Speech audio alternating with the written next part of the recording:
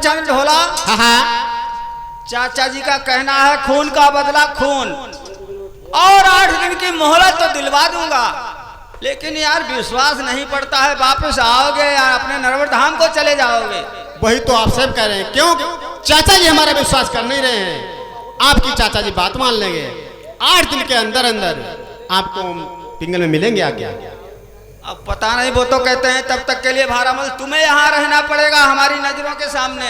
अगर कुंवर चंद ढोला वापस नहीं आया तो सूली पर हमको चढ़ाया जाएगा। क्या हम पे विश्वास नहीं है क्या बात?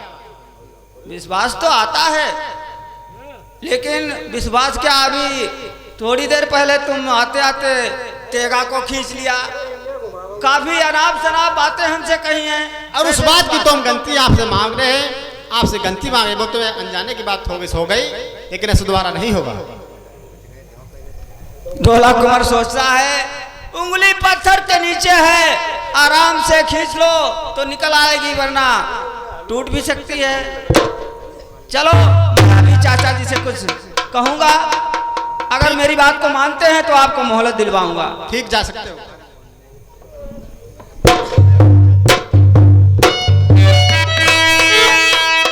सुनिए चाचा जी, कुंवर चंद ढोला 8 दिन की मोहलत मांग रहे हैं। किस बात के लिए? कहता है मारू अगर आकाश में होगी, चाहे पाताल में गई होगी, जहां कहीं भी होगी, या इस बस्ती गांव में होगी, मारू को ढूंढकर खोज कर पता लगाकर 8 दिन के अंदर बताएगा। तुम्हें उसका विश्वास है? क्यों नहीं विश्वास है? देखिए भारामल, किसी कवि ने लिखा है कि विश्वास जब ही होता है जब कोई प्रमाण हुआ करता है। ऐसे तुम विश्वास कर रहे हो? अगर तुम विश्वास करते हो तो मेरी बात सुनिए। अगर ढोला कुंवर चंद धाम के अंदर से गायब हो गया तो सूली की सजा तुम्हें मिलेगी।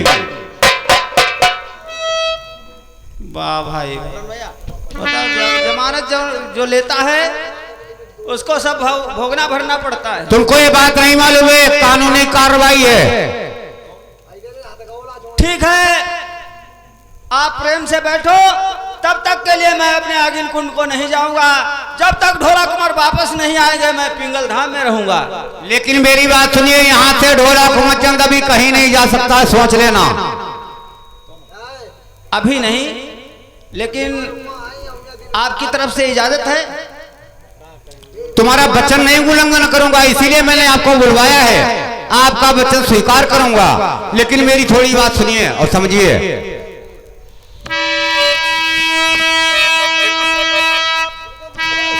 अरे जाना तो भैया भाई जाई बेकारी,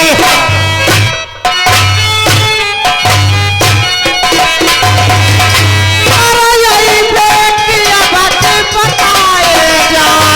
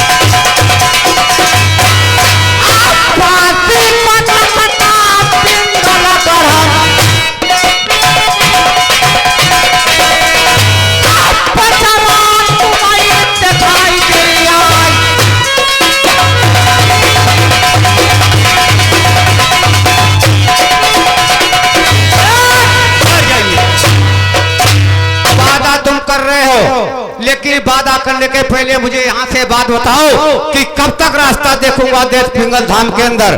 कितने दिन के बाद मुझे पता मिलेगा? 8 दिन की मोहलत मांग रहा है। 8 दिन के अंदर? जी।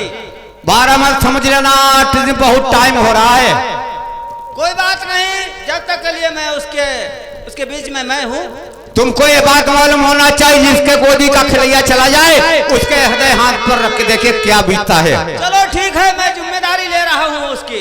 कुंवरचंद को जाने दो, पता लगा कर वापस आएगा। चलो तुम्हारा विश्वास है, लेकिन चलते टाइम पर फिर सुन लीजिए, अगर ढोला कुंवरचंद नर्मधाम के अंदर चला गया, देश पिंगल से गायब हो गया, तो तुम समझना अपनी बात के लिए।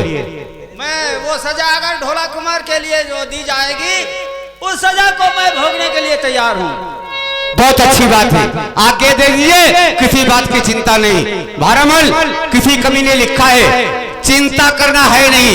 अरे चिंता करना है नहीं, शत्रुओं का कर्तव्य, और आज प्रकट हो जाएगा जो होगा तब। जाओ आगे दे दीजिए उसको। ठीक है, आप दरबार को जाइए, मैं अभी कुंवरचंद ढोला को ये सूचना दूंगा। जाओ।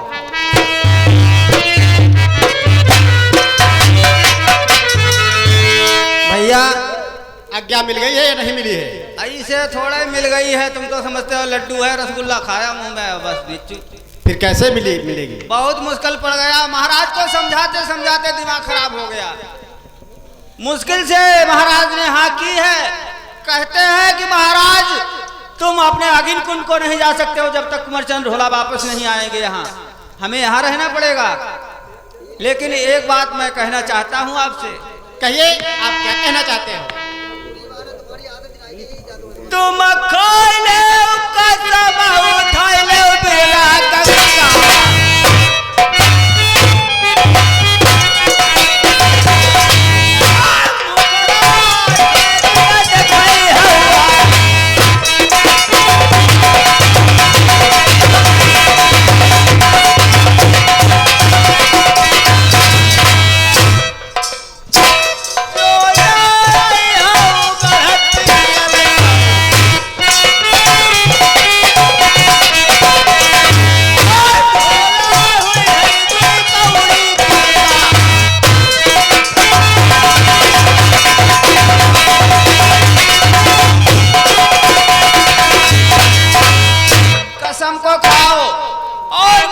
गंगा, मुझे विश्वास हो जाएगा कि आप जरूर आओगे। हम कसम को नहीं खाए जब तक विश्वास नहीं है। भैया ऐसे कोई विश्वास नहीं, विश्वास क्या, विश्वास करते करते हमने तो बहुत काफी विश्वास करके घर से चले थे, लेकिन आपने आते आते मुझे चौंक बना दी। हम खाई ले कसम उठाई ले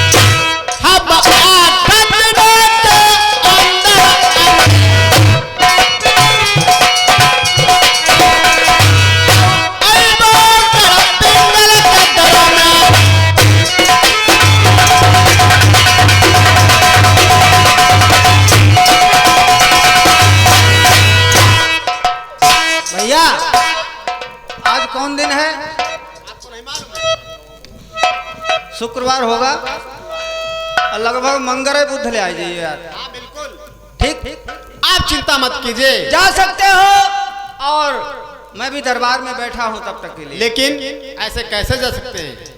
हमको कोई जुगत बताइए, किस तरह परदेश जाएं और किस तरह ना जाएं। इसीलिए तो तुम खुशामद करते थे, यहाँ से जाओ। तुम्हारे साथ में अकेले आए थे, तुम गौना लेने के वास्ते कोई और था?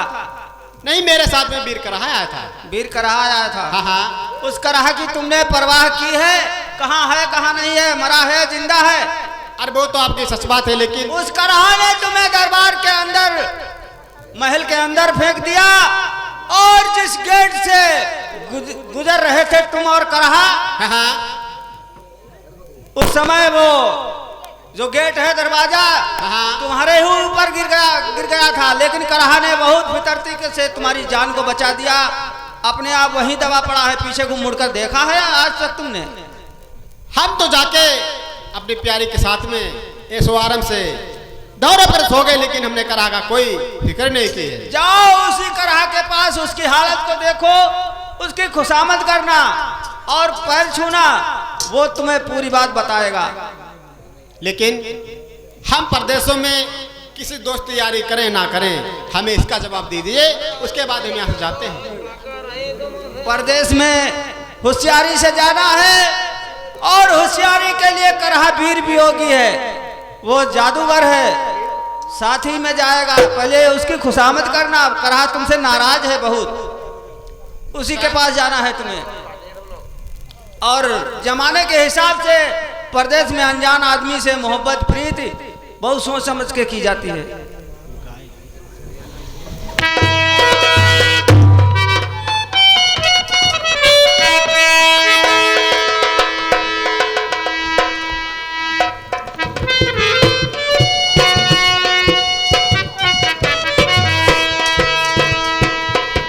चंद ढोला जा रहे हो, लेकिन भैया इस बात को ध्यान रखते जाना, जल्द से जल्द ही वापस आने की कोशिश करना। आप चिंता मत कीजिए, हम जल्दी से आ जाएंगे।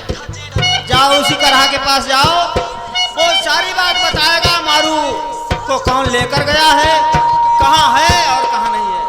चलो बैठिए। अब महिमा तरस गई बाबू राम की,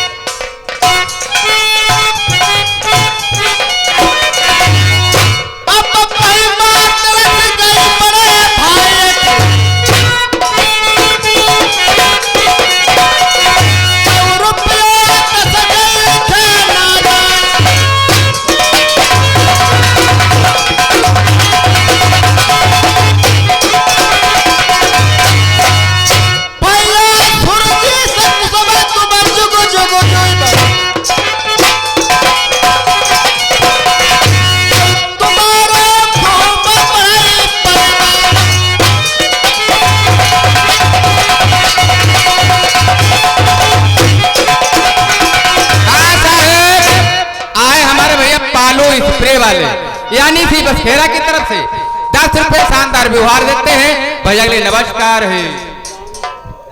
अब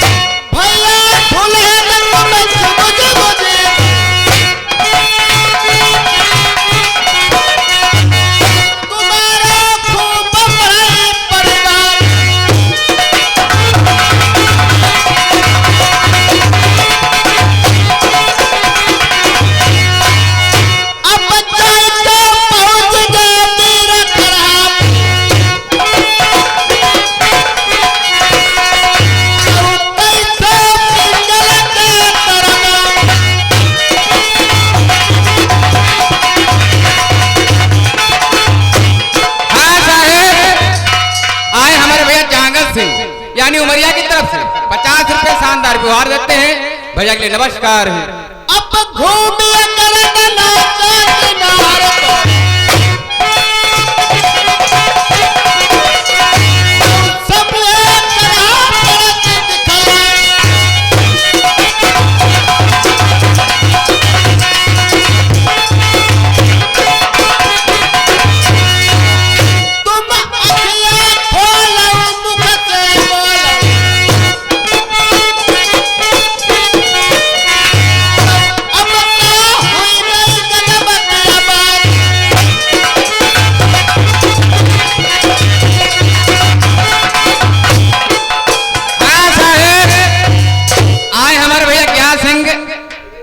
कुशवाहा यानी बेला की तरफ से 50 रुपए शानदार व्यवहार देते हैं भैया के लिए नमस्कार। कहानी आगे बढ़ाओ। जो तुम ना बोलियो अपने